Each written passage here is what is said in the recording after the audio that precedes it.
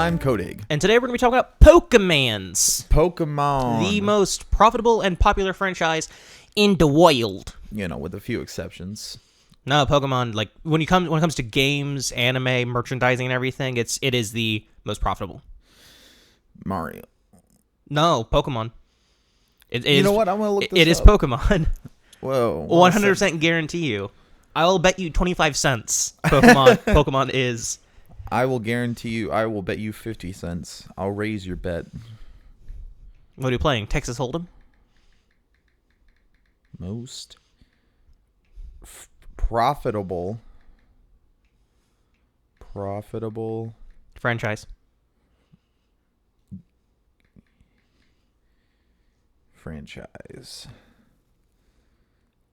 You know what? You win. You know. What are my 50 cents at, ho? I give it to you next week when I get paid. Starts rummaging around the couch. I got gambling money. So brief history. Hope I don't just knock my chin into the microphone. Brief history of our Pokemon experience. I did not play Pokemon until I was in high school. And to give context to that, I am in my early 20s, so wasn't that long ago. And my first game I ever bought was Pokemon Soul Silver, so I didn't even start with first generation. That's not the first game I played, though, because I did emulate Pokemon Fire Red, and I played and beat that. So the first game I bought was Soul Silver. First game I played was actually the original Pokemon Blue on Game Boy, because my friend gave it to me, and I went, no, it's dumb, and stopped playing it. After that, I bought a copy of Emerald, played and beat that. I borrowed a copy of Platinum from my brother-in-law, beat that. Borrowed a copy of Pokemon White from my brother, I beat that. Bought Pokemon X and Alpha and Omega Ruby, beat both of those. And then when Sun and Moon came out, I waited till Ultra Moon, bought that, played that. And then, most recently, I have bought and completed completed Sword, but none of the DLC. Meanwhile, brief history from my Pokemon experience. It's a bit longer and a bit more in-depth than Aaron's. I have been playing Pokemon since I was 4 years old. I started with... So yesterday? I started with Sapphire. It was the first ever Pokemon game that I ever owned, Sapphire. And then, I've lost and rebought several different copies of several different games over the years. I remember back when I was a little kid, I was like, Fire Red had just come out. And my cousin was like, well, I don't have Fire Red, but here's this red version. And I was like, no, I don't want the red version. I want Fire Red, the new one. Kids are dumb. Yeah, but since then, I've played... almost all the games. Let's see. I currently own Red, Blue, Yellow, Crystal, Silver, Gold, Sapphire, Ruby, Emerald, Fire Red, Leaf Green, twice on those. I own Soul Silver, Platinum, Pearl, Diamond. No Heart Gold? No, I don't own a Heart Gold. I'm missing that one. I own Black and then White 2. I'm missing, White and Black 2 for some reason. Gen 6, I have X, Y, Alpha Sapphire, and Omega Ruby. And then Gen 7, I have Sun, Ultra Moon, and Moon. And then I have both Sword and Shield with all the DLC. I haven't completed the DLC, though. I've only completed the first one. I think, what was it? The Olive Armor. Mm-hmm. So I have a little bit more extensive history when it comes to playing Pokemon. And you've even dabbled in competitive and went to tournaments and stuff. Yes, I did play a few tournaments back in Generation 6. That was whenever I really started to get into the competitive scene. And then, for that whole generation, I was just really into, because they made it so much easier to actually, EV train your Pokemon, and I just got a lot more interested in it at the time. That's why you don't mess with that. I got a lot more interested in it at the time. You want to grab that before your dog does? Yeah, I will. Something just fell off the mic stand, and now Kodig has to go grab it from underneath the desk. Fucking hell. He just hit his head on the desk. So I'm about to perform what's known as a pro gamer move. So anyways, yeah, I was actually a little bit into the competitive scene in Gen 6, and then Gen 7 came out, and they had the the introducing, they had the Mega Evolutions and the Z moves, and it just got too much, and I dropped out of it at the time, and I really haven't picked back up in competitive in a while. I was thinking about going back in now that Sword and Shield is out, and it makes it a little bit, I was thinking about going into, because like most of the tournaments that I was in, they were, more smaller gaming tournaments, just hosted like locally. I really wasn't into the national tournament scene, but I figure if I can EV train my Pokemon, EV and IV, because like the whole thing with IV breeding is just really it's a lot. It's a lot to do, the breeding. This eugenics simulator is fascinating. Which is why I never really got too in depth when it came to that level of play. So because I didn't feel like spending the hundreds of hours to get perfect IVs for my Pokemon. I only ever play casually. Like, my knowledge is, deep enough where you're like, I know what natures are, so I, when I'm catching Pokemon for playthrough, so like, I want one with a decent enough nature, or at least not a negative one. And I know about EV value, so every once in a while I'll be like, oh, I want to make his, this stat a little bit stronger, but I don't like min-max or perfect anything, because I'm more into it for the fun and the collection aspect of it. My favorite generation is Gen 3. I'm not a huge... I don't watch the anime at all. Even when I was young, I thought it was dumb. I don't watch the movies because I don't watch the anime, therefore the movies hold nothing for me. Generation 3 is my favorite, mostly because it has a ton of my favorite Pokemon in it. And then after Gen 3, my favorite Gen 4, then 6, and then I'm not going to list the others, but those are my three favorites, is Gen 3, Gen 4, and Gen 6. I'm not going to lie to you. When it comes to my favorite generations, my two favorite generations are tied. Like, I can't decide between third and sixth generation. Those are my two favorite generations. They're really tied for first. And Gen 6 has the Gen 3 reboots. Exactly. And there's no like way for me to determine which one I like more. However, I am a fan of the anime, and I actually have watched a lot of it. Not like all of it, because like it's a lot. Like it's like up there, and it's got like 700 something episodes. One of the long running animes. Yeah, so it's a lot, but the Gen 3 was my favorite, in the anime. May was my favorite companion, but growing up, and then I tried to rewatch it like a year or two ago. She is so friggin' annoying. At least in the beginning, she's like, "I don't want to do any of this. Pokemon are dumb. I want to go shopping." I'm like, why did I like you? I assume she gets better. I was like, I couldn't watch it. I just like, I'm done. I couldn't even finish the first episode of the Indigo League, but I got like 2 episodes into that season, and I was like, nope. Watch the Gen 6 anime. To me, it is personally the best. Oh my god, Serena, my favorite follower, Amora shipping for life. Ash and Serena, perfect. Excuse me. Now I'm not gonna get too. They're 10, right? No, they're not. Serena's 16 in the games. No. Yeah. So I don't go by the soft reboot of the Unova region. That doesn't. I choose to ignore Gen 5 when it comes to the anime. Even though Gen 6 begins with 10-year-old Ash Ketchum. No, that was Gen 5. No, that was Gen 6. That was Gen 5. I'm arguing with you because I've never seen the show. Yeah. Like I said, not a huge fan of the anime. Game-wise, I don't do hardcore. Gen 3 is my favorite generation for a multitude of reasons. One of which being it was the first generation where I loved all 3 of the starters. I liked all of the legendaries. I thought even the Reggies. I like the Reggies. Really? Yeah, I do.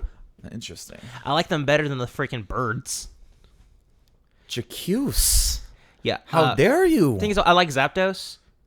I think Articuno and Moltres are a little But lame. Articuno is so fucking beautiful, man. Galarian. Articuno is really cool. Galarian. The Galarian forms are really forms neat. amazing. And then the legendary dogs. I'm not a huge fan of them. Really, I'm not gonna say they're bad. It's just like they're not as cool. I as can want them understand to be. Raikou, but I love Entei. Did I just say Raikou? You said Raikou and Entei. Genuine Pokemon fan here. Raikou and Mr. Entei. Pokemon. Raikou and Entei. And then Suisune. I love Suicune and Entei are probably my favorites when it comes to the dogs. I don't really like Raikou. One of the reasons why I like the Regis so much, not because I use them, because in one of the Pokemon movies that I actually enjoy, the one with Lucario, and the Regis are in it, just listen to their voice like Regis. It was very interesting and what cool. was it? And then you get Regigigas in the fourth game, and I'm like, oh, I just think they're neat. I don't really use them, I just like them. And of course, Rayquaza is my favorite legendary, just period.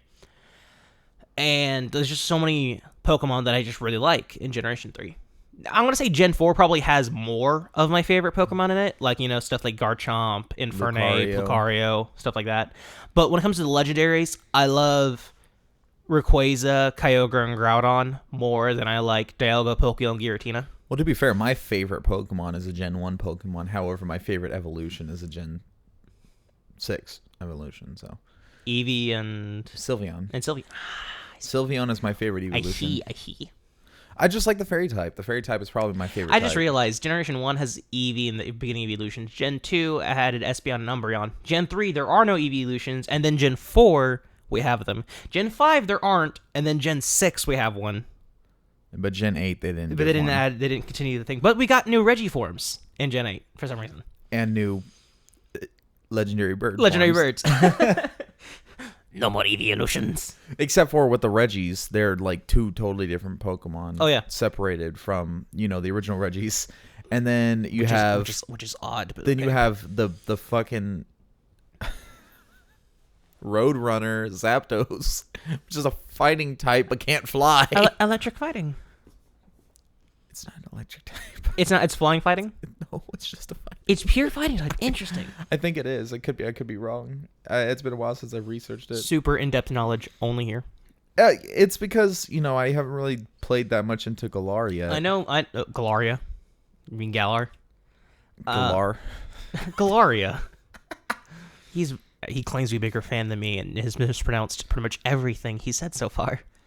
I know Moltres. You're right. It's what? Electric fighting? Oh, okay. It's not an electric. It's fighting flying. Yeah. It's fighting flying. I know Moltres is a dark type, and Articuno is a psychic type. Yeah.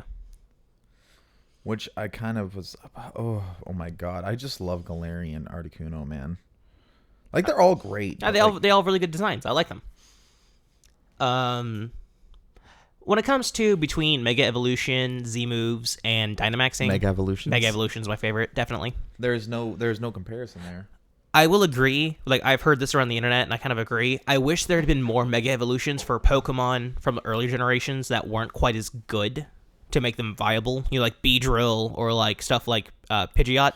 They were given Mega Evolutions, but then they also gave Mega Evolutions things like Garchomp, Metagross, Tyranitar, pseudo-legendaries that were already good and just made brokenly better. Yeah, exactly. That was one of my biggest problems with the Mega Evolutions. And then they gave us stuff like Primal, Groudon, Kyogre, and Mega Rayquaza, and Mega Mewtwo, X and Y. So it's like, I'm not against the idea of giving legendaries Megas, but like, maybe focus on Pokemon that... And you got Charizard that has 2 Megas as well, which is interesting. And then you have Charizard in Gen 8, it's got like a Gigantamax. Like one of my favorite Pokemon to use, believe it or not, one of my favorite Mega Evolutions to use. I can't remember what tier it was in, but Mega Beedrill.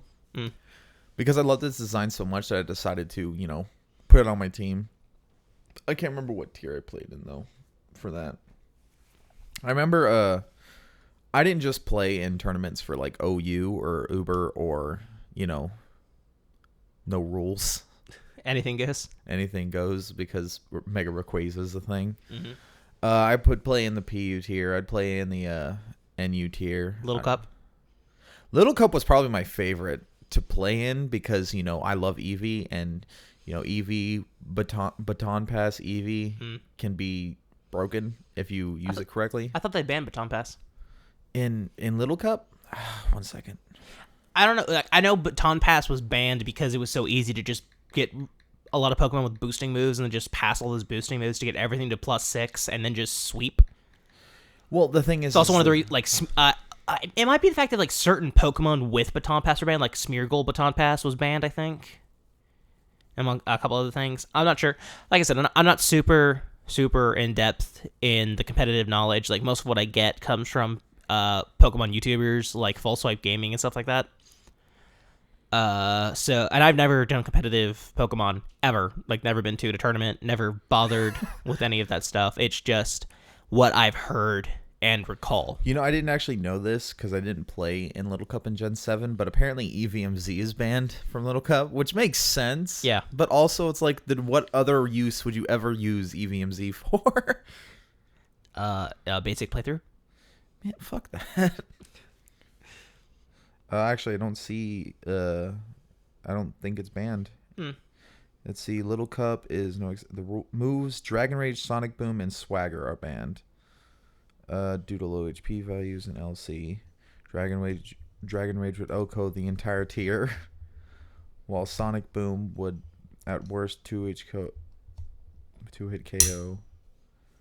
By the way, that's what this is for. Oh, that's interesting. I've just blown Kodig's mind by showing him a very simple functionality of the mic stand. Well, that's pretty cool. I like it. Neat. Yeah. But Little Cup was one of my favorites because I just like doing the whole first evolutions.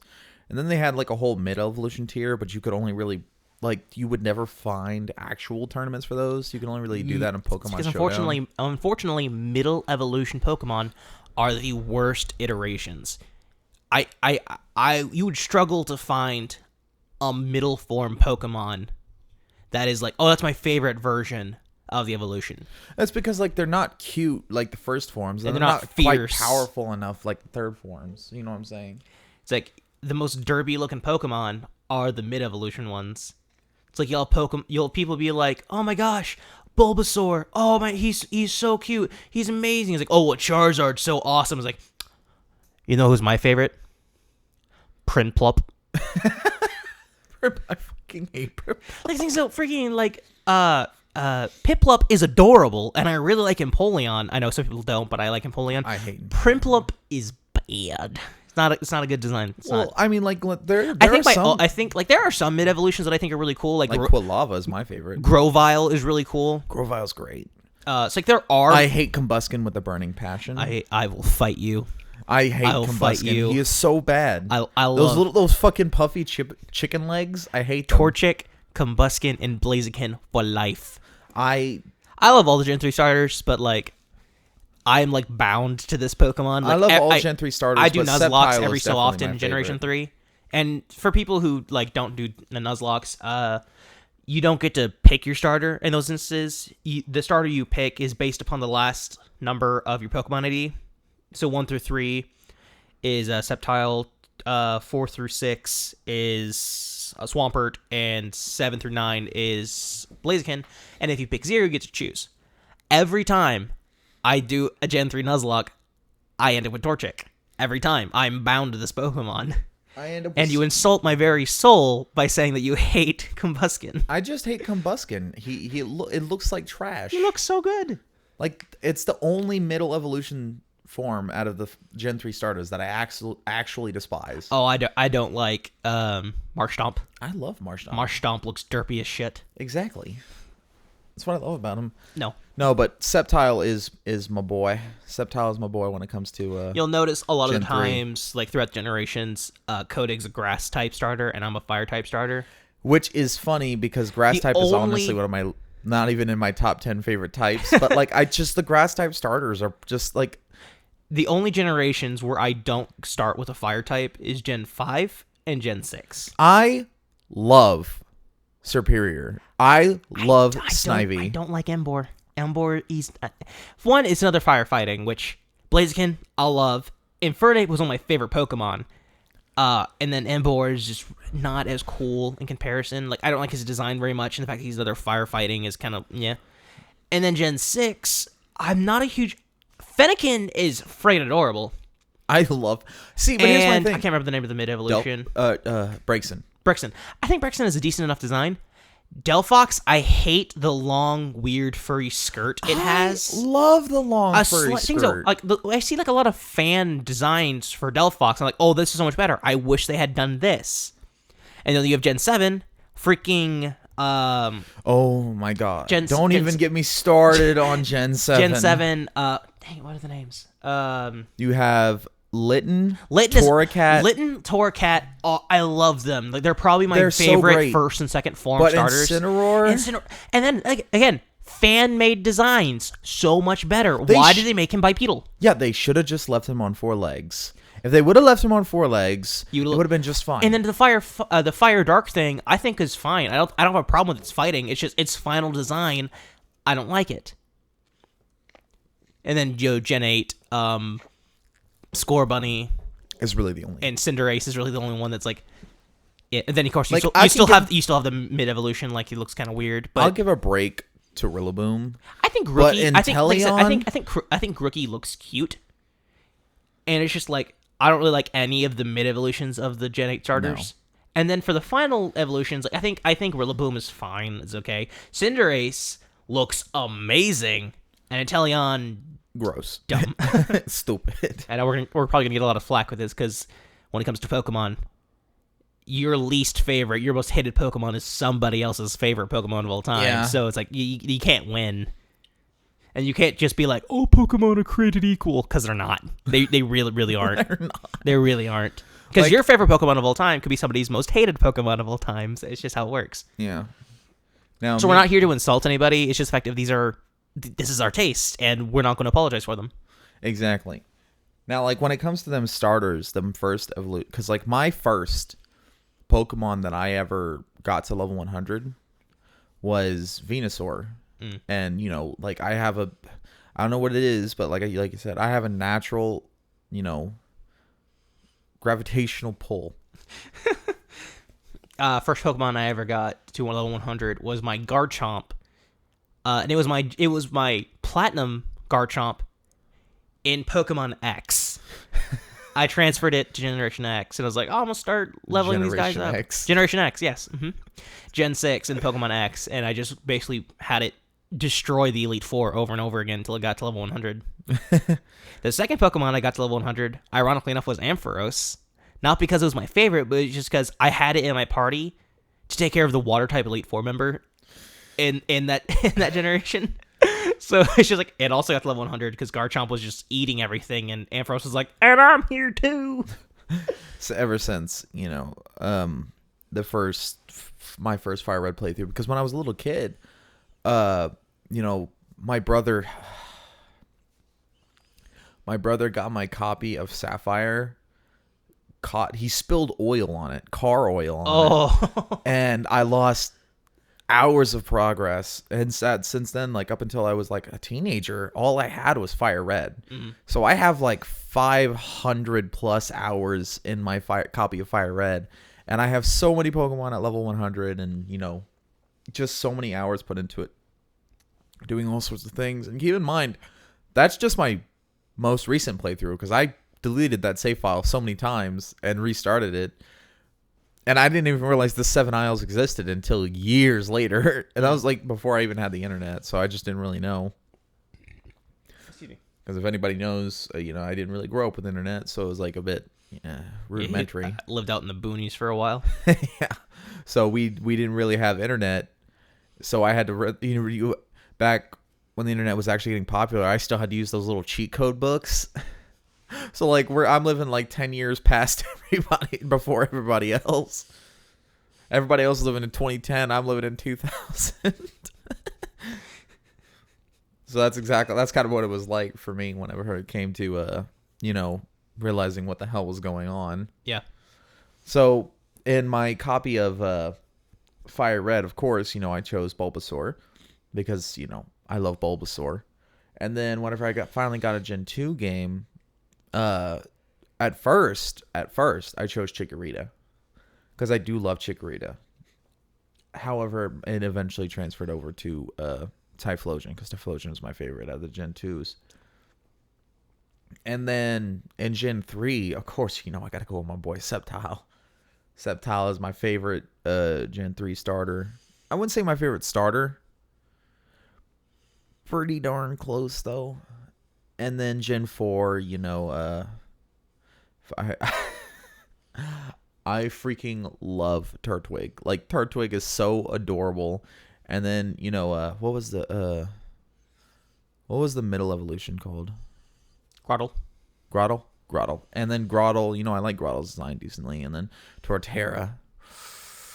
Ooh, Torterra. Oh, man, he's just like a walking mountain, and I love it. One of the things that I really liked about Generation 4 starters were, of course, you have the triangle, the standard triangle. Grass beats water, water beats fire, fire beats grass. But in Generation 4, when they added their second typings, they made it so this triangle went the opposite way as well.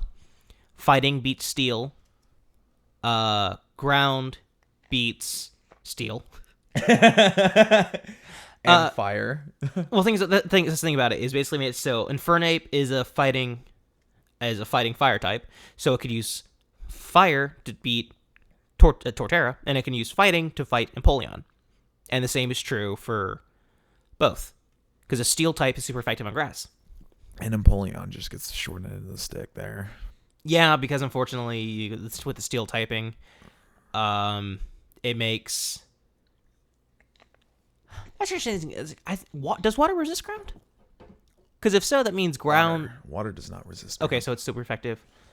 But it does mean that fire attacks are now neutral on it, which means Infernape has a super effective and then neutral on both of its stabs. Exactly.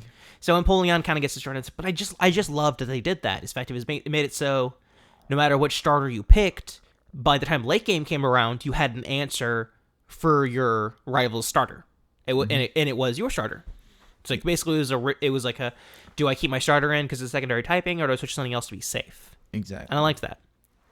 Now, me personally, I always chose Torterra, which was, its speed really dragged it down, but that's why I use stuff like Curse, where you just buff up that defense that lost speed, but it didn't have speed anyway, so it didn't matter. I remember my Platinum playthrough, my most recent one, which was my first one.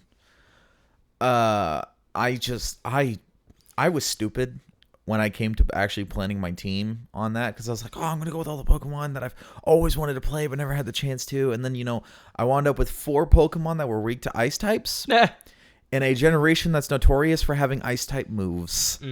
So I got demolished by the Elite Four. So many. It seems every single member of the Elite Four has some answer when it comes to ice type coverage, and it annoys the shit out of me.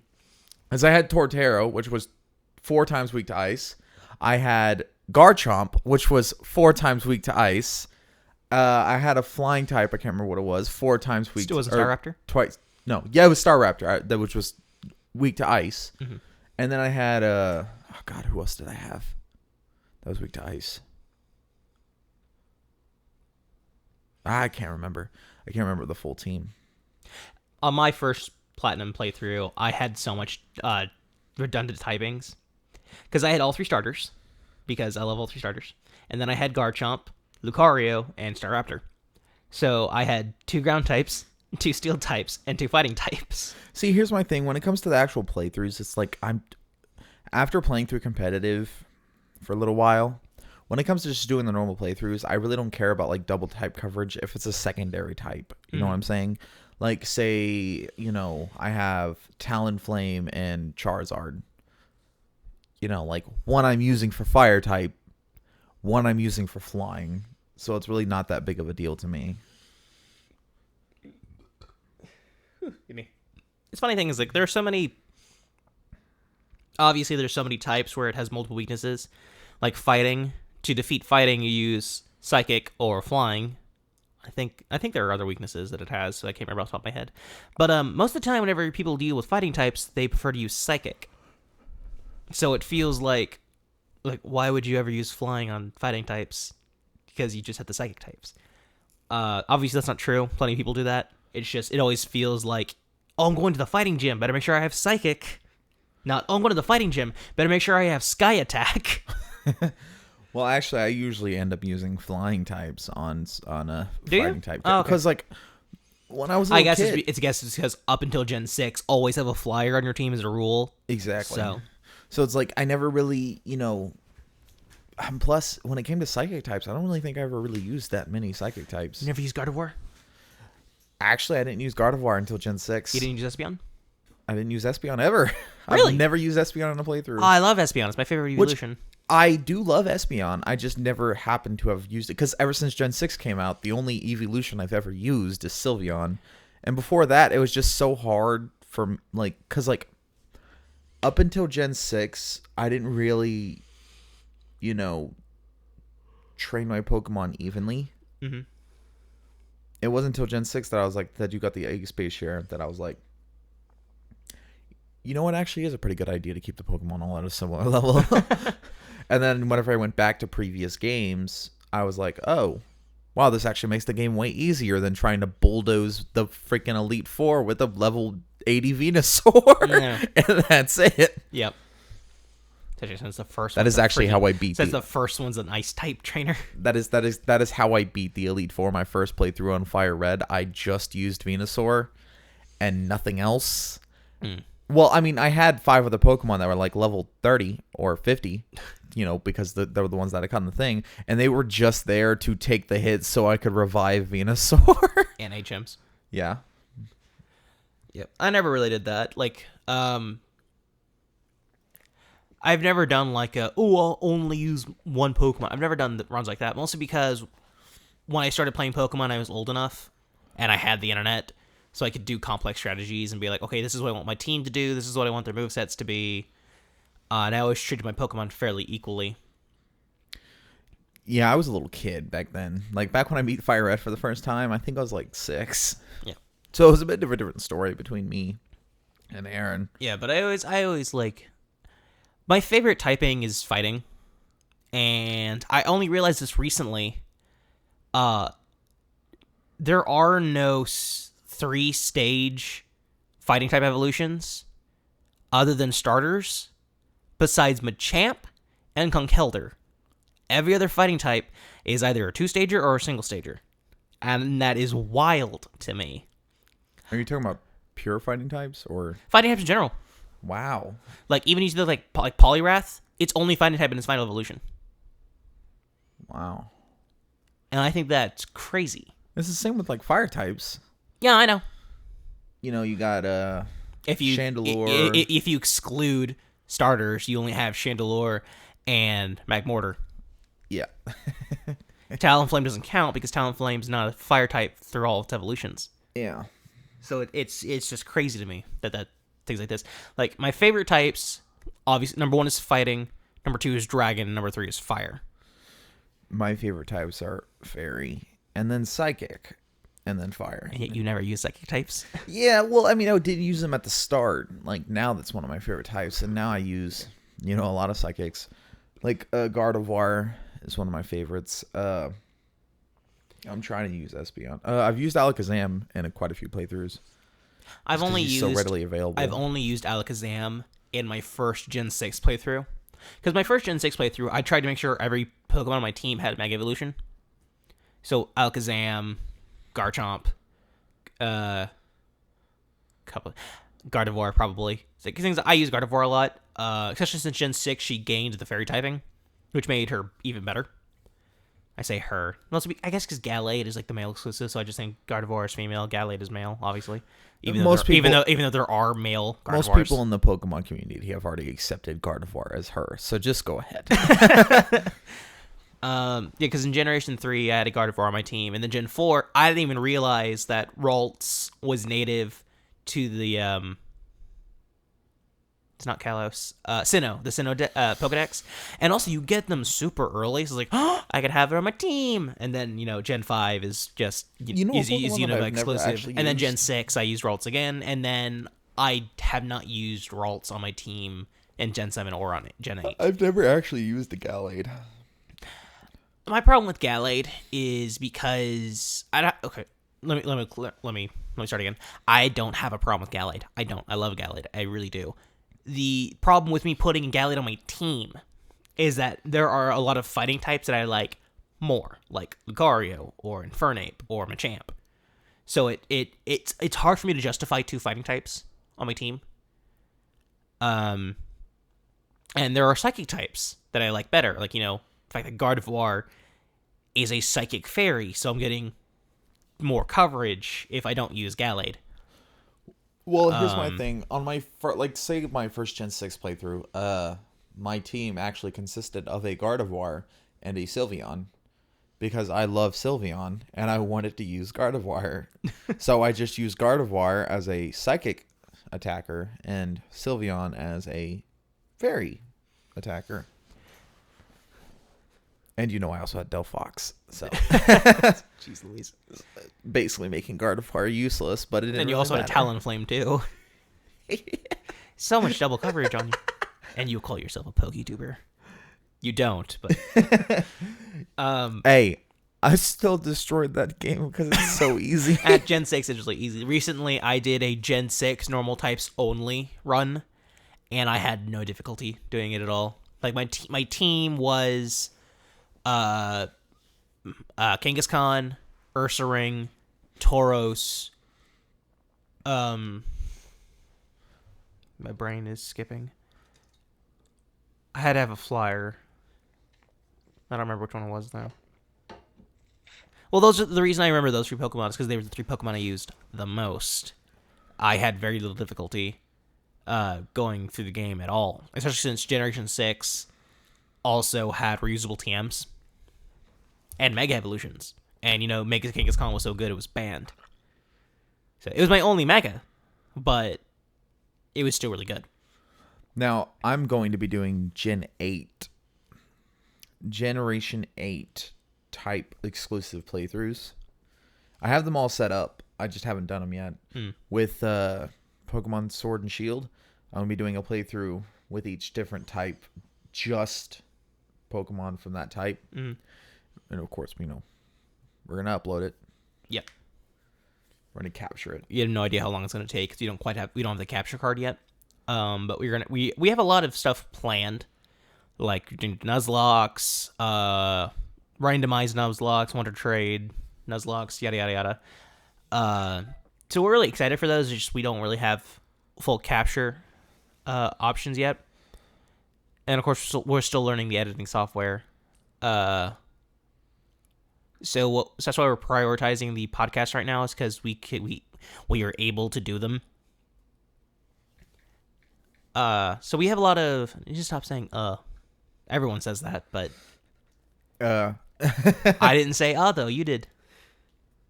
You just said it. You said you were going to say it, and you said it. Well, now you think about it. Now your brain's like, no. I can't remember where I was going with that. We have a lot of stuff planned. It's just having everything that we need, which is how all of life works. Yeah, so it's a bit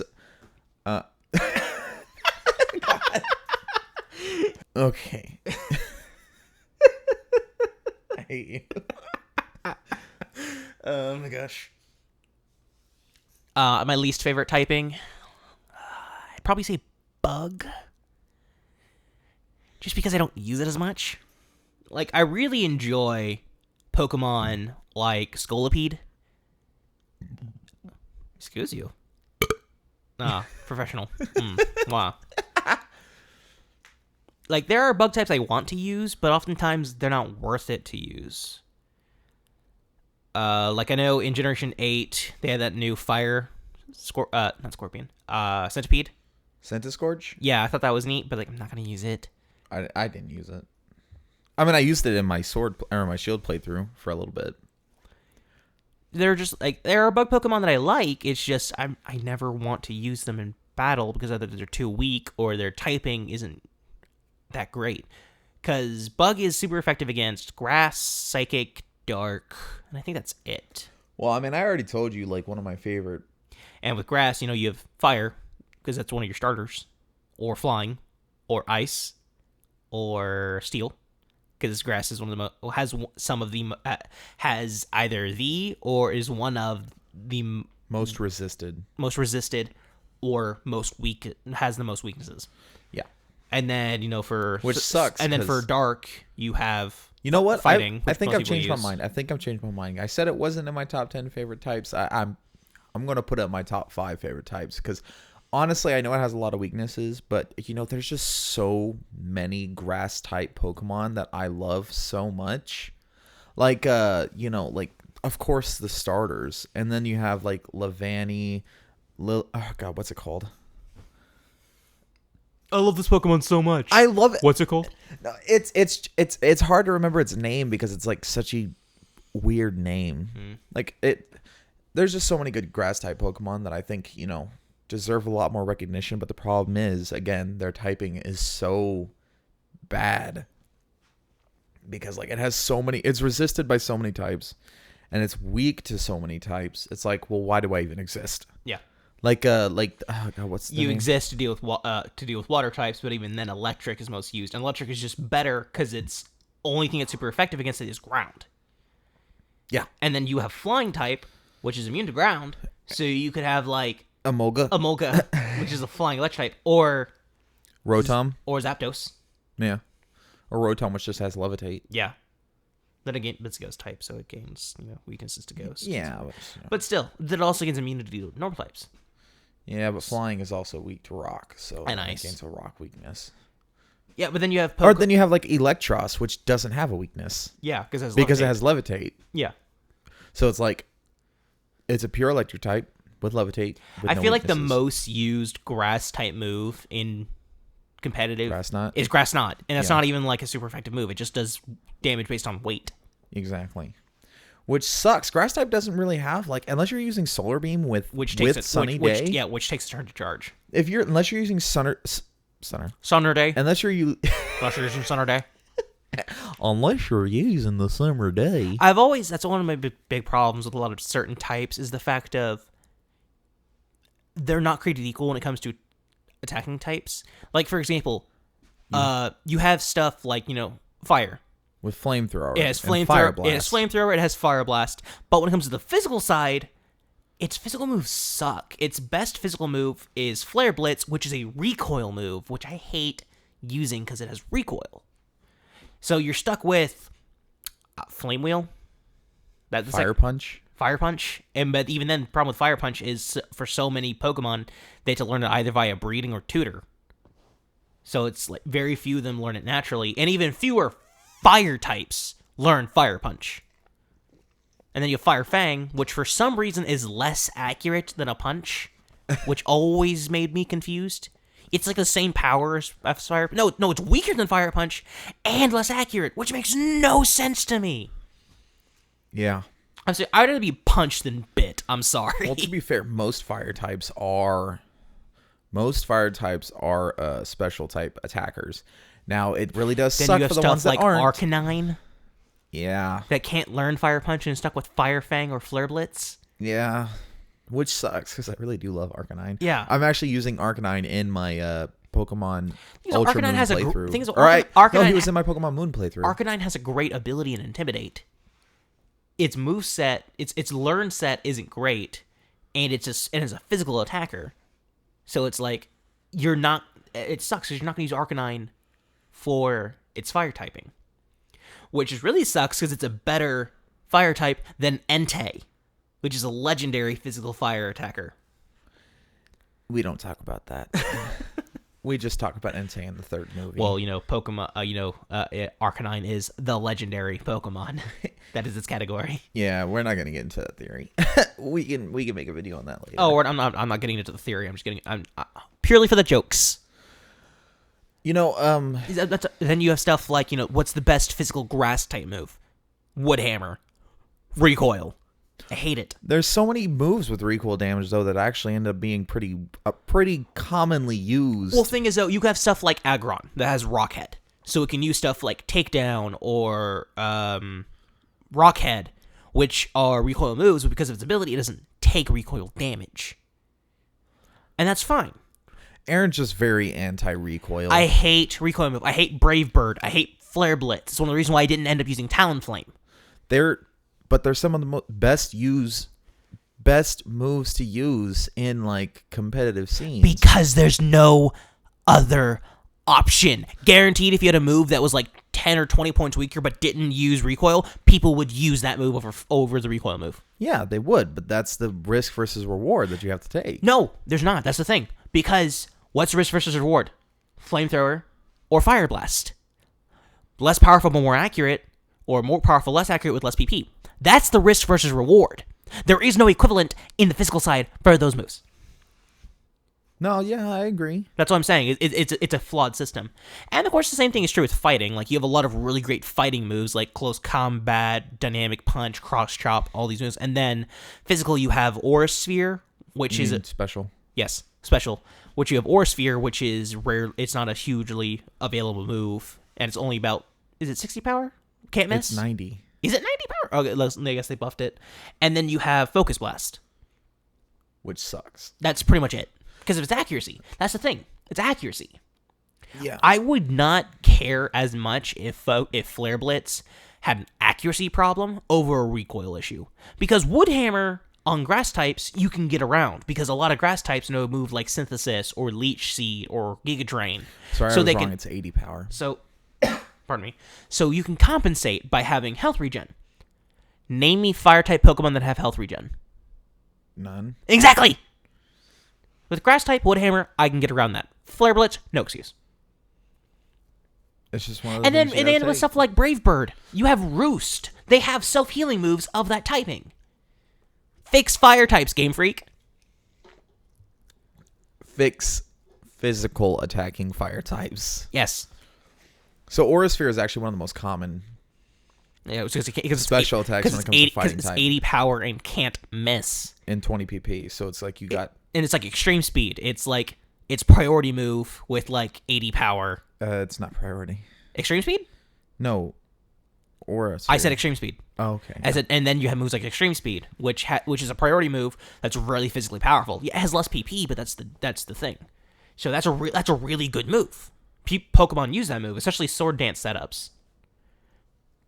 But then you have other stuff. I've only used Sword Dance setups on a few Pokemon. Aegislash? Yeah, Aegislash. Lucario?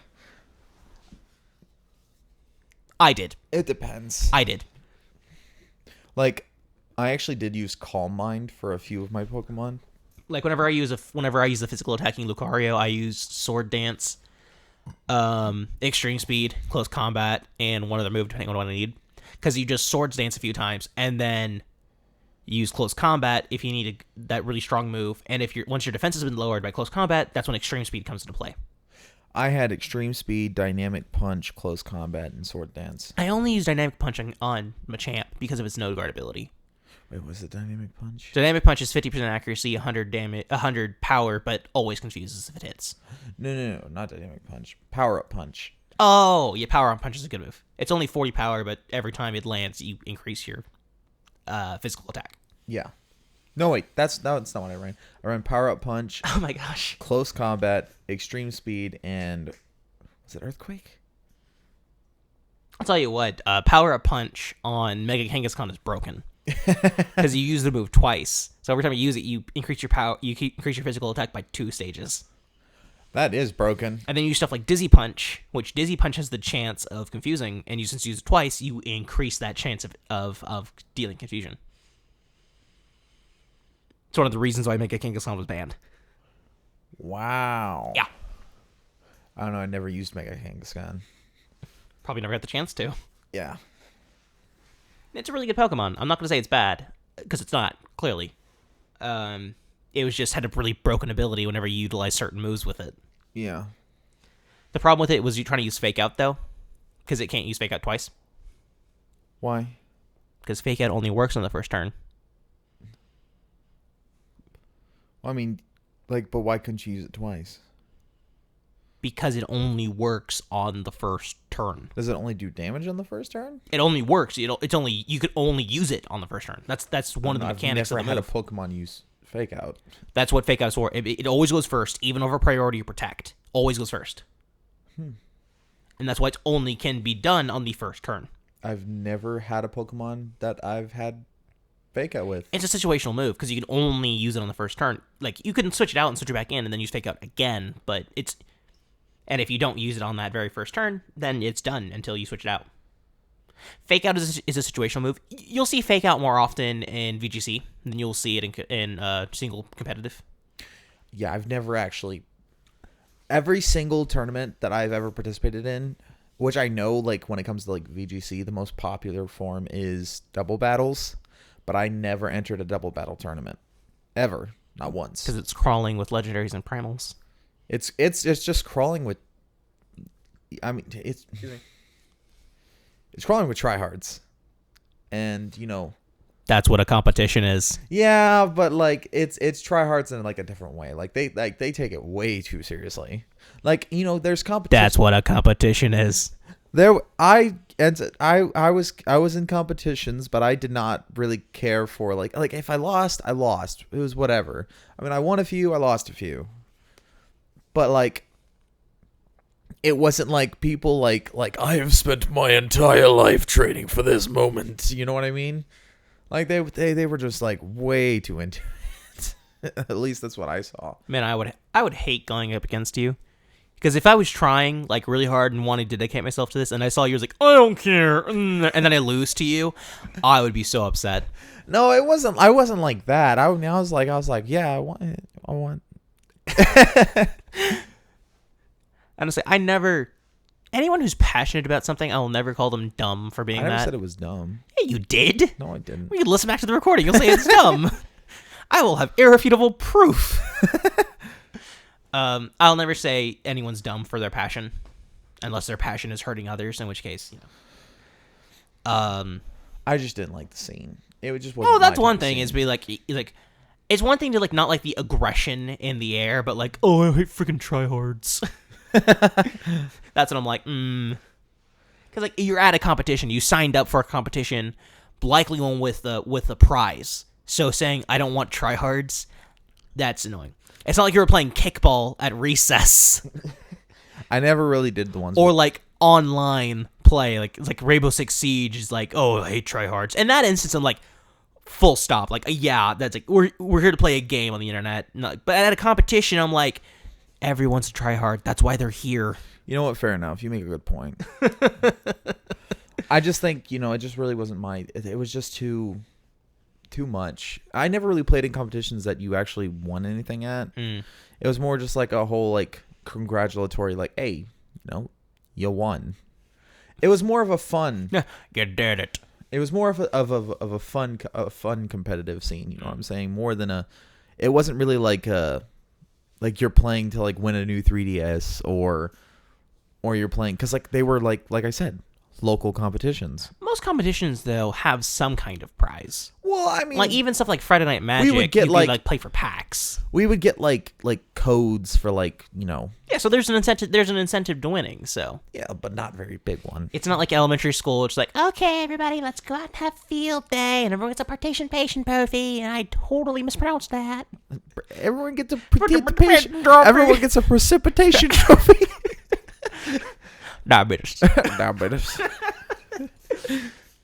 Nah, Pokemon's one of those franchises where everybody gets different things out of it depending on what they want to do with it. Like, there's things for collectors, casual plays, RPG role playing.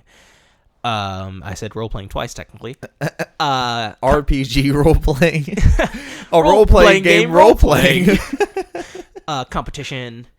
It's just people like the anime, people who like the trading card game, which I like all of those. I like the RPG. We're not really into the trading card game. Like, I had cards maybe when I was a child, and Kodak hasn't played the card game in years. Yeah, I used to actually play the card game, never in tournaments. Keep this in mind. Never at a tournament. I was never that good. But I actually did play the card game there for a long-ass time, and then they started introducing like all these extra cards, like the golden cards and the two cards put together to one card, and the synchro summons, and the and then they had the EX cards and the fusions and this. Oh, jeez. I was like, at some point, I was like, I have no idea what's going on anymore. Like, I was into the card game back in like the early 2000s when it was still simple. It's like, I remember like when I was young, I don't know how I acquired it, but I got like a level 100 foil Blaziken. And I was like, ah! I used to have a level 180 Whale Lord. Which I was like... How do you get level 180? Exactly. He's only level 100 levels. I was like, I can't tell. Like, at the time, I was like, I can't tell if this card is fake or not. Because, like, it looked real. That reminds me, like, my brother, he, when he was getting into Magic the Gathering, totally off topic, but it reminded me of this. He spent, like, a few dollars on the internet buying a Magic card that was fake. Ooh. And he put it in his deck. And he started playing against me.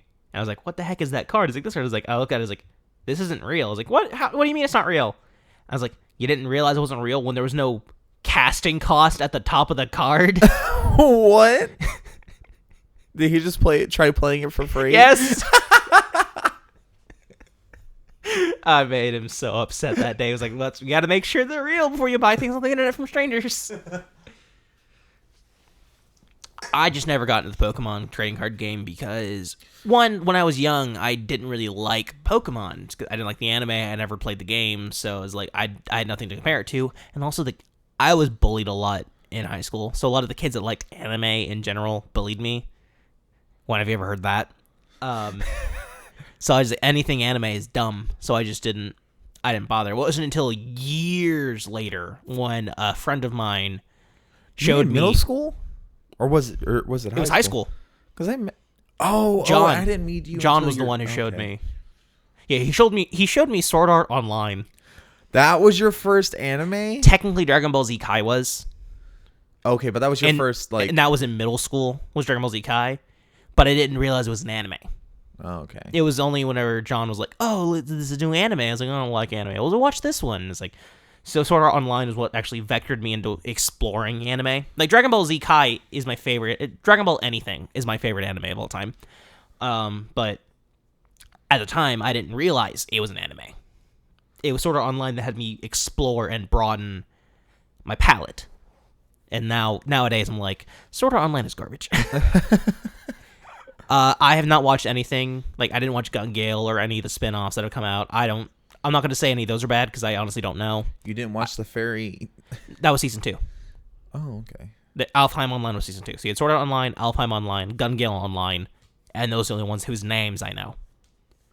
But I didn't watch Gun Gale because I liked the first season well enough, and the second season got odd because like you had all these characters that were like really important to the story, and then they disappeared.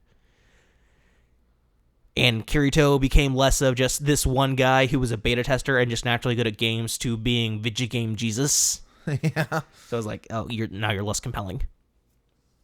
That's my thing. The biggest thing about anything that I care about is narrative. In games, I can get around that. Like the Pokemon games, there is a story. It's not a great one though. But I don't care because I like the collector's aspect of it, going around and collecting cute or cool critters and fighting them against other ones. So the concept and the gameplay make up for it for me. But the anime I can't watch because it's kiddie show garbage a lot of the time. Now I know you say Gen 6 is a very different kind of show, and I'm sure it is.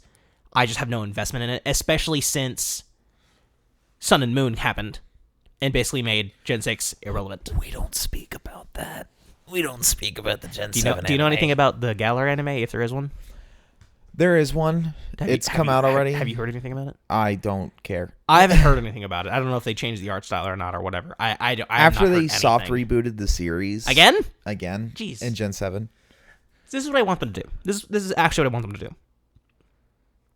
Using Pokemon Origins. Yeah. I liked that. I want them to make... Like, they can keep making the Ash anime. I'm not going to say they should stop making it, because it's a great moneymaker. Kids enjoy it. It's a gateway anime. I enjoy it. I think it's fun. I want them to make a more adult version of the show. Now, I don't mean, like, cursing and sex and, like, drugs. I mean one that has a more focus on overall narrative with slightly older characters. Like, Avatar The Last Airbender is one of the greatest cartoons ever shown, and the kids in that show are 12 and 14 years old. You don't need to have, like, 20-year-olds to have an interesting and fun and adult show.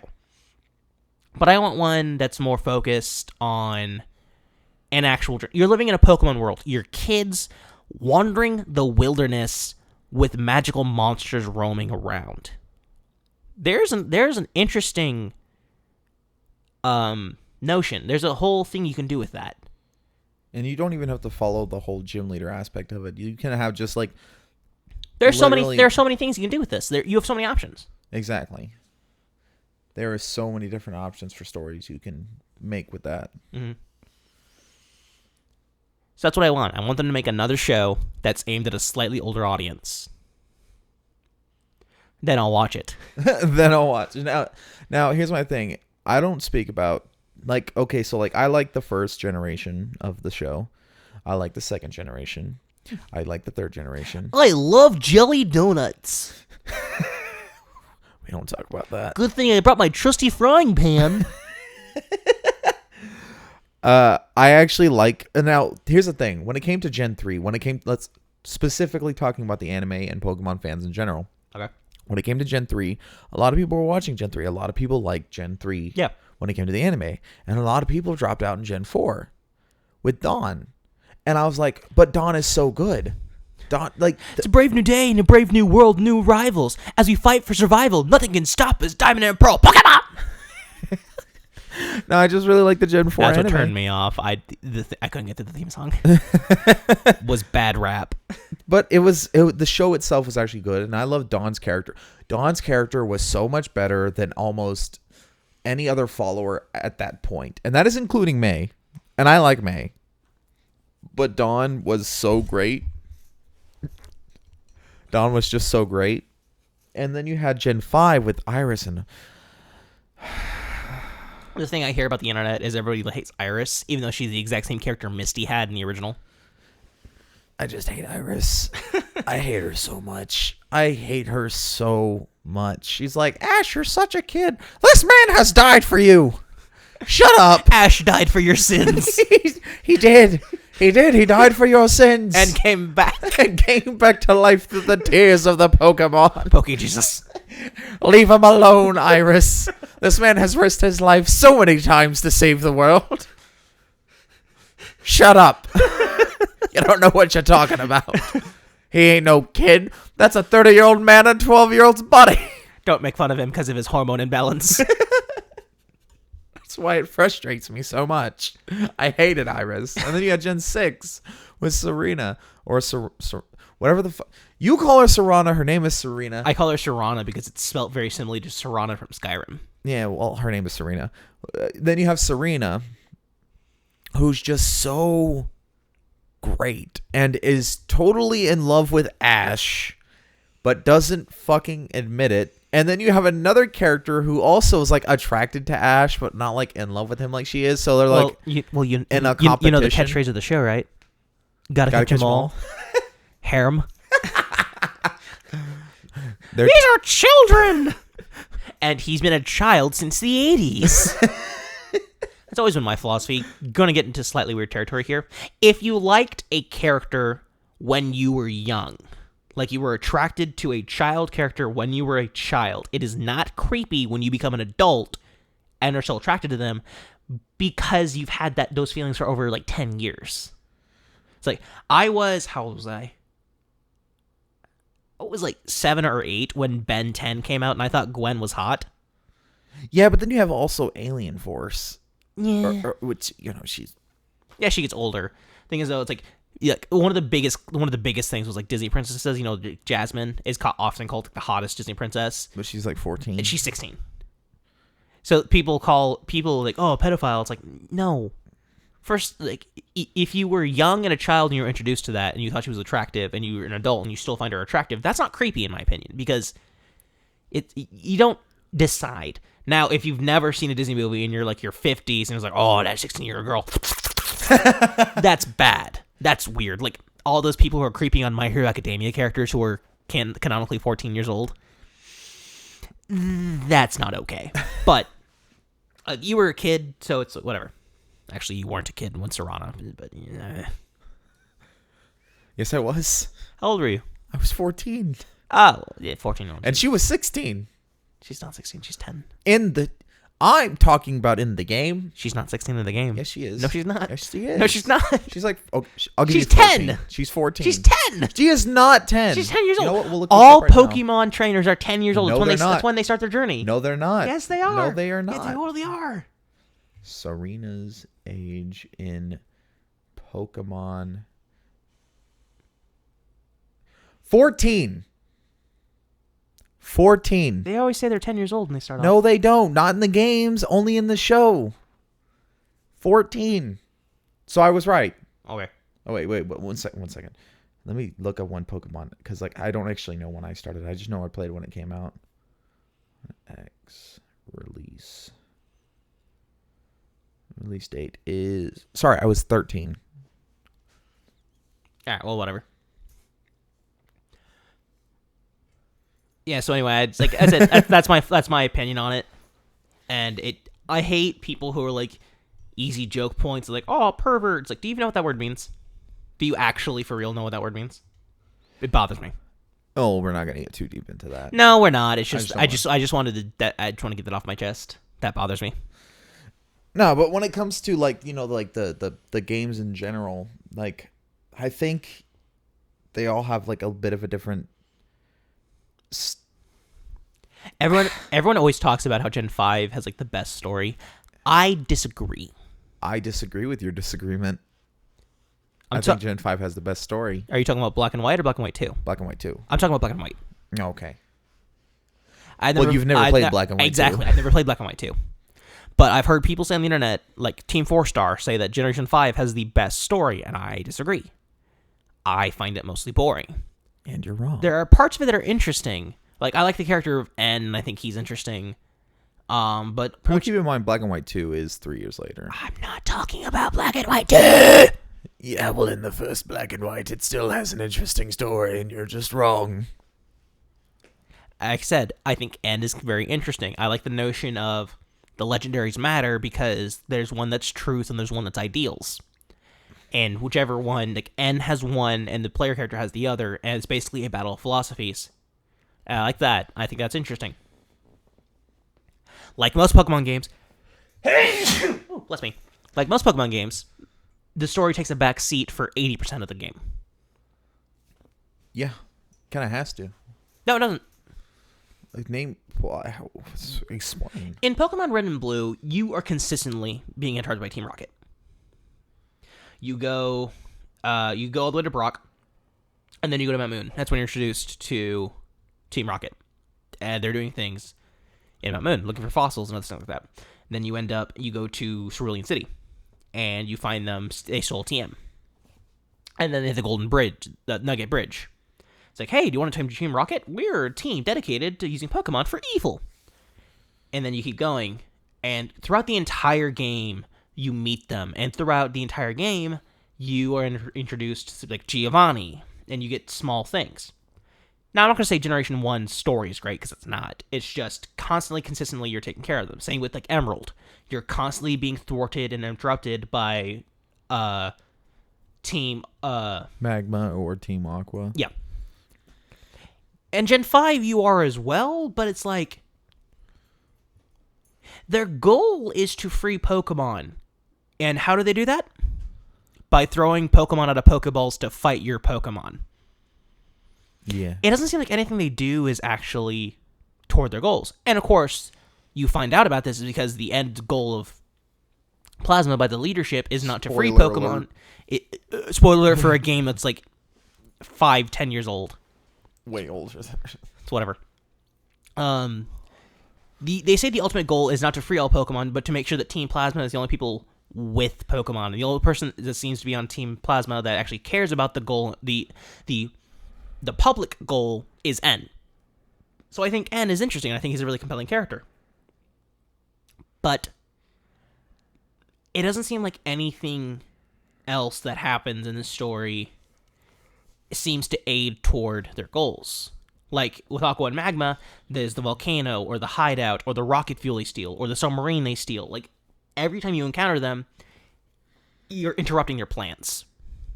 In Plasma, they just kind of show up out of nowhere like, they stole my Pokemon! Don't worry, I'll get them back! Smacks them with a magic harp. Here's your Pokemon back, you random child!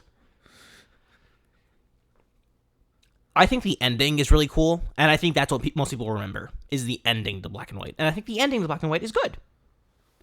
Most of the time throughout the game, though, not so much. It also doesn't help the fact that Black and White is one of the slowest games in the series. Oh my god, let's not even talk about the fucking grinding, man. So for those of you who do not know, Black and White's experience system works differently than every other game in the series. In Black and White, if you are fighting a Pokemon who has higher level than you, they will give you more experience. If you fight a Pokemon that's lower level than you will get less experience. So if you're trying to grind Pokemon, as you get higher level and the Pokemon get lower level, you get less and less experience as you go. The desired outcome was to make it so you were always an adequate level for the story, which is fine. But what happens when you're trying to grind them up for a reason? Like if you're doing like a Nuzlocke or a special run through, like there's this YouTuber I watch occasionally. His name is Mudrybread. He does Pokemon challenges.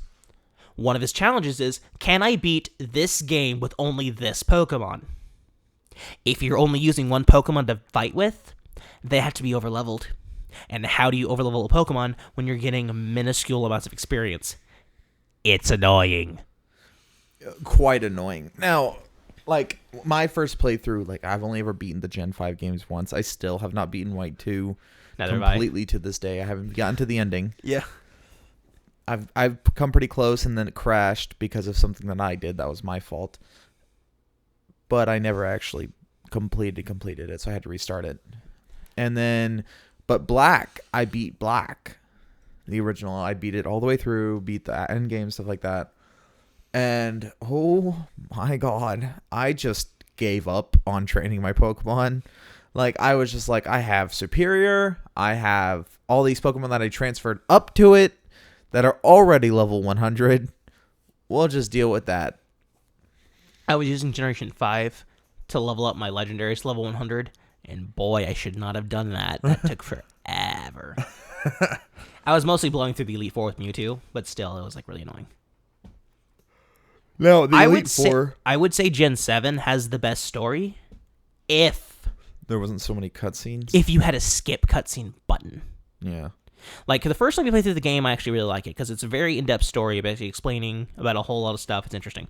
And I will say, I'm talking about Ultra Moon here, because I've never played the original Moon. If you had a skip cutscene button, I think that would have the best story, because it would also make it so repeat playthroughs weren't so painful. Gen 8 story is fine. Yeah, it's kind of boring compared to Gen 7. But nobody's ever said that Pokemon's had the best writing. Because it doesn't. My rivals. My favorite rival. Hop. Hop? Hop. All right.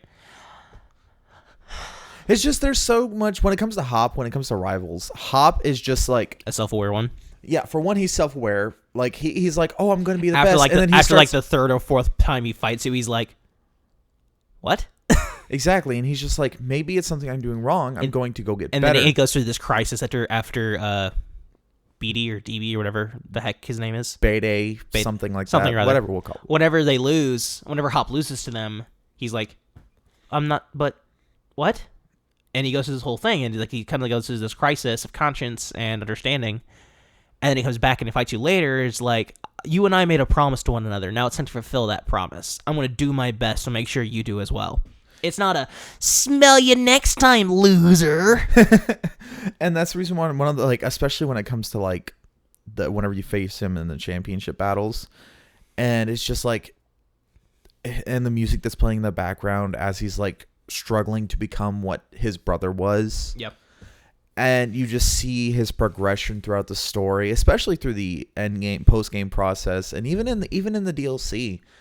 It's just he consistently stays a great character and rival, and then, you know, he becomes a lab assistant, which I love Hop so much. I hated How so much. He was stupid. What was Gen 6?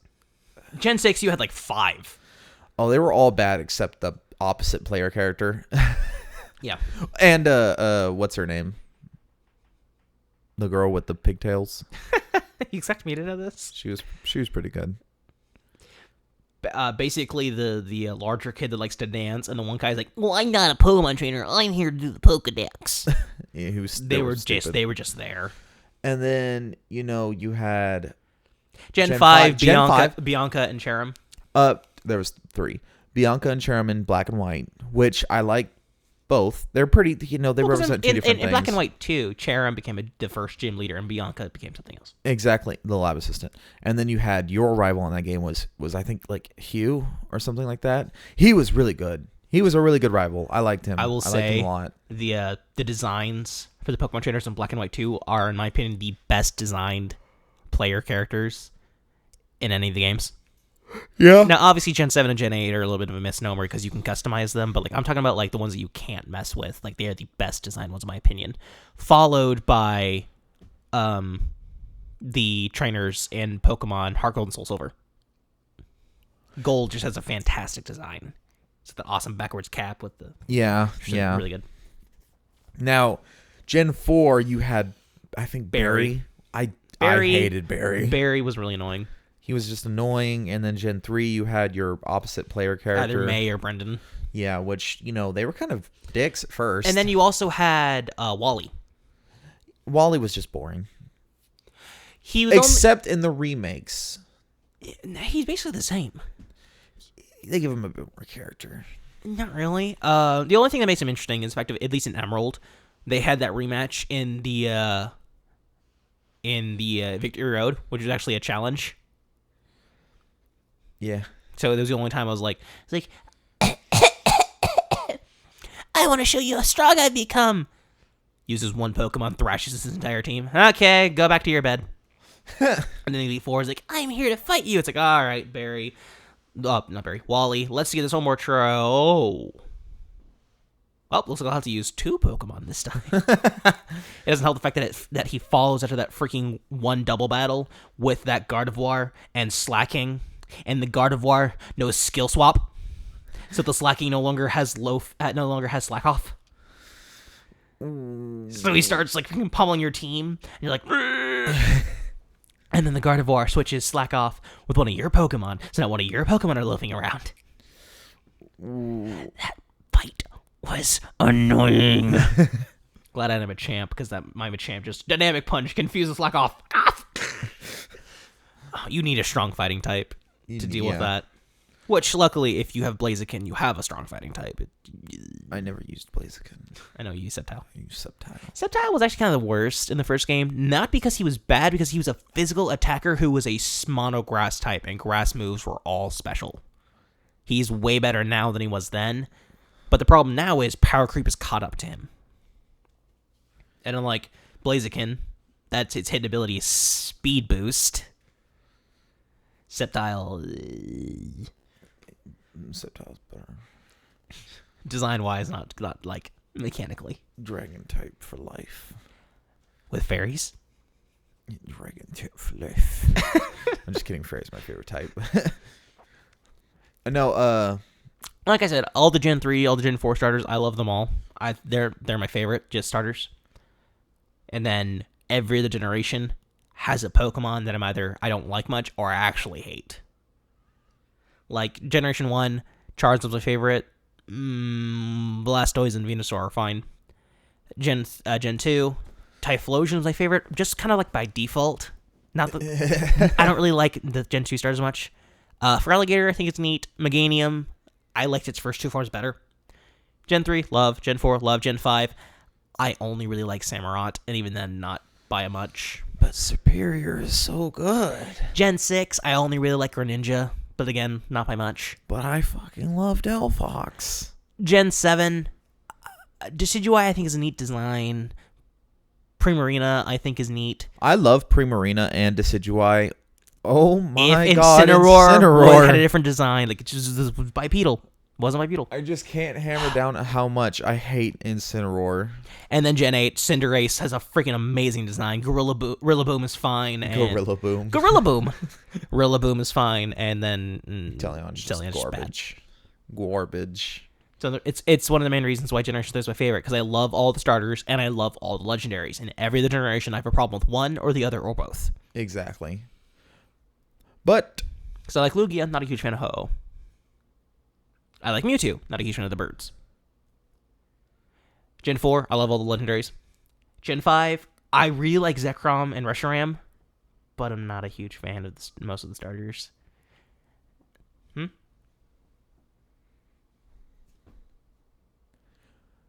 I think it's about time to head out tonight. All right, let me finish what I'm saying. We'll just cut the whole part out. Gen 6, Xerneas and Yveltal, I think, are neat. And yes, I did say that on purpose. Yveltal. Yveltal. My name is Yveltal. And then Gen 7, I like Solgaleo and Lunala. I think the Tapus are neat. And then Gen 8, I like Zamazenta and Zacian. They're so hard to pronounce. And Eternius, I think, is neat. Eternatus. Eternius.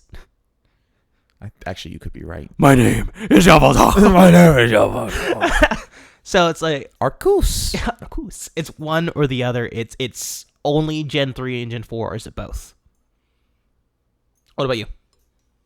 When it comes to legendaries? Legendaries and starters. When it comes to the starters, I love Venusaur. I love Bulbasaur. I love Ivysaur. I love that whole line. I like Charizard. I like Charmander. Charmeleon's just boring. Yeah. I love Wartortle. I love Wartortle. Wartortle is my favorite in that line. He is my favorite middle evolution of any Pokemon ever. Really? I love Wartortle. Interesting. So much. I don't know what it is. It's like his little ears, the little white like Thor hat ears. The Thor hat ears? I don't know how to say. I don't know what it is, but I love Wartortle so much. And I like Squirtle and Blastoise, but I love Wartortle, and I literally love Wartortle so much that I specifically played in a middle evolution like on Pokemon Showdown specifically, because I couldn't find any local competitions for it. On Pokemon Showdown, I would literally play in the middle evolution things just to use Wartortle in competitions because I loved him so much. And then in Gen 2, I actually love Meganium and Bayleaf and Chikorita. Quilava is probably my second favorite of the starter mid-level evolutions. Cyndaquil is great. I love Typhlosion. And Feraligatr exists. I like Totodile. I like Totodile. He's adorable. Crocodile's kind of meh. And I don't like the caveman design. And then, of course, in Gen 3, I love Sceptile. I love Grovyle. And I love Trico. I like Torchic. I like I like Blaziken. I despise Combuskin. I'll fight you.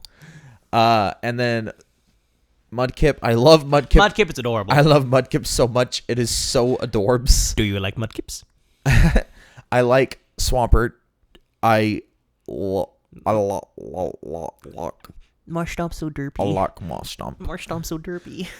I like Marshtomp. And then the Mega Evolutions, I don't like Mega Blaziken. Really? Yeah. Design-wise. I like it. I think it's really I love Mega Sceptile, and I absolutely adore Mega Swampert. It's just like, I am the... And he has What is leg day? And he has freaking Swift Swim as his ability. Exactly. It's like, what is leg day? I love him so much. It's just so stupid but cool in my opinion. And then Gen 4. Where are my Gen 4 remakes, Game Freak? Yeah, where are my Gen 4 remakes? And then in Gen 4 I have Where's Alpha Diamond and Omega Pearl? Wait, we already had Omega Ruby. Beta. I guess. And we already had Alpha Sapphire. No, with Gen 4, when it came to the Shit. God, I can't remember what it was. What was Gen 4? Turtwig. I love Turtwig. I love God, what's the middle evolution? Grottle. And I absolutely adore Torterra. I hate Oshawott. No, wait, that's Gen Oshawott, 5. that's Gen 5. Wow. Now let me get my story straight. My friends are in the I'm bathroom. trying to get Gen 4. I love Chimchar, and I love Piplup. I despise Prinplup, and I hate Empoleon. Monferno is meh, but Infernape, oh, I love Infernape. Infernape's so good. I love Infernape. And then Gen 5, Snivy is my bae, as in like one of my favorite, not like that way, like as one of my favorite Pokemon, like, and probably in like my top 10 favorite Pokemon of all time. I love Snivy so much. And then Servine, but I love Superior. I love Superior so much. I hate Oshawott. I like Dewott. I hate Samurott. Really? Yeah, I kind of wish they would have kept with the bite. It was one of the few Pokemon It's the opposite. Yeah, with, I wanted them to keep with bipedal. It's the opposite of Incineroar. Because I don't like Oshawott. I don't like Samurott, but I love Dewott. And then I like Tepig.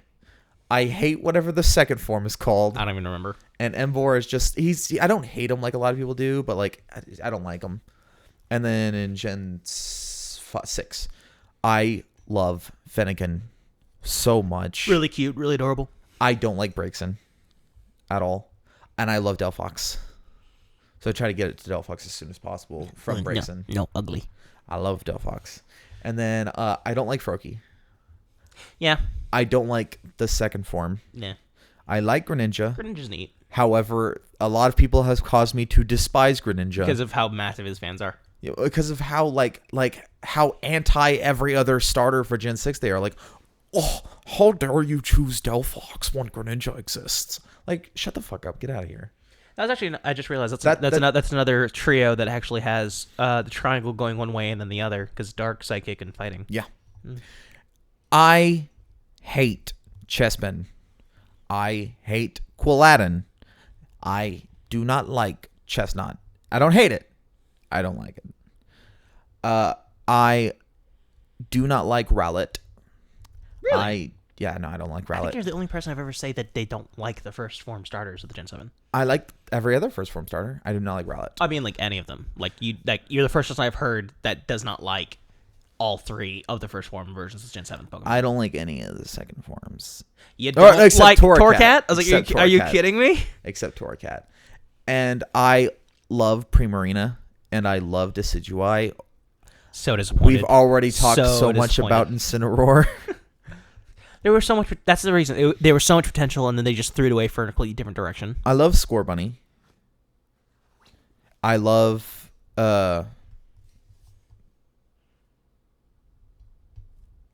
Has to think about it.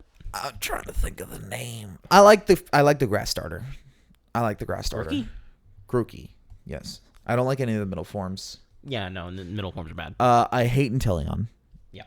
I do what not. What about Sobble? I don't like Sobble. You don't like any of that line. I don't like any of that line. I like Rillaboom, and I love Cinderace. Cinderace is undoubtedly just like bar none the best. And when it comes to legendaries, there's just so many fucking legendaries. Like, I love Lugia. Lugia is my favorite legendary of all time. Just talk about the main ones for each generation. I like Mewtwo. I like Mew. I like Mewtwo Y specifically. I like Mewtwo X. Fighting type is cool. I like Suicune from the dog trio. I like Suicune and Entei. I do not like Raikou. I'm not as big of a fan of Rayquaza as I your love boy Aaron. Rayquaza. It's my favorite legendary. I'm not as big of a fan of Rayquaza as your boy Aaron. However, I love Yakuza. Kyogre. I love Kyogre. Primal Gordon. Primal Gordon. That's an inside joke. Oh God. No, but I love Kyogre. I love Palkia and Dialga and Arceus Giratina. and Giratina. Gen 4 just had such a great lineup. So many legendaries. So many good. So many legendaries. So many legendaries. Almost all of them good. Heatran, Darkrai, Cresselia. So many. Oh my God, I love Darkrai so much. Now, to be fair, that whole Darkrai thing, it wasn't even because of the Pokemon's Shaman. design. I love Shaman. Specifically, it's Skyform. Oh, Skyform is so cool. Darkrai, the reason why I love Darkrai is because of the movie, actually. Never seen it. With Palkia and Dialga. Never seen it. Darkrai has to single-handedly hold them back from destroying the universe. which is weird. Interesting. Yeah, because Darkrai's actually a good guy in that movie, which he's a bad guy in the Pokemon Dungeon series. yeah. So it's a bit weird. Then you got Pokemon Rangers, where he's also. Yeah, but I love almost all of the Gen 4 legendaries. We didn't talk about the spin-off games because we haven't really played many of them. I mean, I've played quite a few of them, but I've like, played none of them, so that's why we haven't talked about them. Exactly. Because like, I've played most of the dungeons. I've played, one of the Rangers. Not all the way through. No. But I just think when it comes to the legendaries, Gen 5 legendaries. Gen 5? Yeah. Zekrom, Reshiram, Kyurem. The sword trio. I like Keldeo. That's it? Really? You don't really like Zekrom or Reshiram? Wow. I'm not really a big fan of the Gen 5 legendaries. However, the fusion forms with Kyurem, those are actually my least favorite. I actually love Reshiram so much when it comes to the fusion form. You mean Kyurem White? Kyurem White? If it's the one that's fused with Reshiram, then it's Kyurem White and Kyurem Black. Yeah, that one. See that Kyurem White? Yeah. Not a big fan of the black one, though. Don't even. Because it's Jewish? It's because of my ethnicity. It's racial. Because I'm Jewish. Gen 6, I love Yalvatal. I love Xerneas. Xerneas, yeah. Xerneas is probably my second favorite legendary Pokemon. It all goes back to that fairy type. What was the Zygarde. Zygarde just I like Zygarde complete. I feel like Zygarde just had a lot of potential and they just didn't do anything. You didn't like with the him. Thunder Trio from Gen 5? You mean like the Landorus, Thundurus, No, Tornadus. You didn't like I don't at all. Wow, okay. Not even their other forms. The Therian forms? Bad. All of them. All right, I just thought I think Gen 5 just had the weakest legendaries in my opinion. Like design wise. No. Good thing is because it had like just as many as Gen 4, but they weren't all as neat. I like all the Tapus. At least in some form. Just jumping straight. All right. Well, I already did Gen 6. Gen 6 didn't have that Gen many 3 legendaries. only has the two box arts and then Zygarde, right? Whatever. I think so. If we don't remember them, obviously they're not that important. And then How dare you forget about this Pokemon in the comments? the Tapus. I like the Tapus. Yeah. I love Lunala. Mm-hmm. I'm not a big fan of Solgaleo. And then you had Necrozma, which is all right. Yeah. Well, I don't really consider the Ultra Beasts to be legendaries. Yeah, me neither. However, I do like quite a few. I like Buzzswole. It's so cool. I like Guzzlord. I like Pheromosa. I like Guzzlord. And that's about it. Of the ones that I've actually I like used. Celesteela. I think that's interesting. And then Gen 8, you only had Only the 3 so far. no, there's more. Oh, yeah, that's right, because of the Isle's armor. Urshifu. Yeah. Which is great. Water fighting type. It's cool. Or dark fighting type. It could be either or. Oh, I didn't know It depends on which. Okay, so like in the DLC. It's a split evolution. Yeah, no. In the DLC, it's the same exact evolution.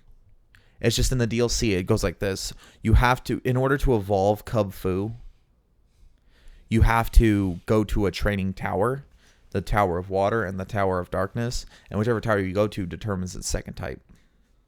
Can you switch between them? No. Okay, so it's not quite like how Kyurem Black and White or Necrozma Dusk or Dawn forms. You can't switch between them. Yeah. Okay.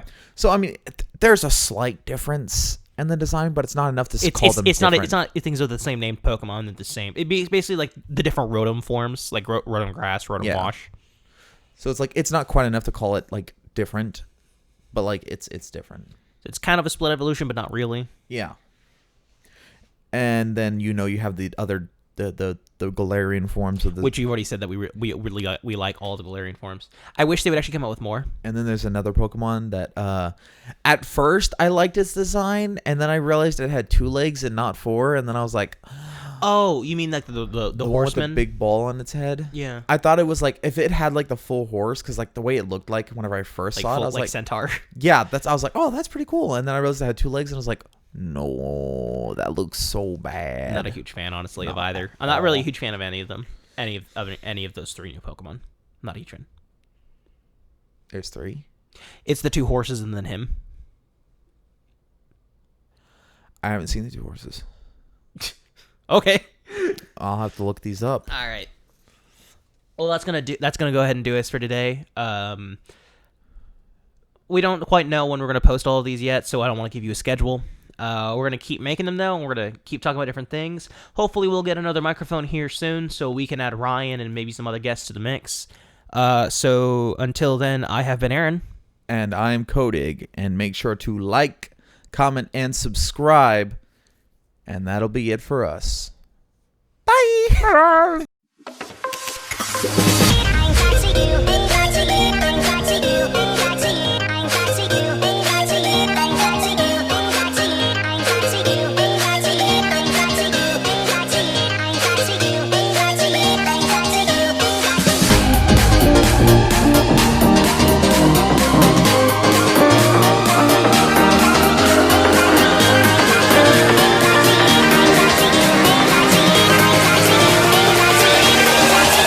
Crack it.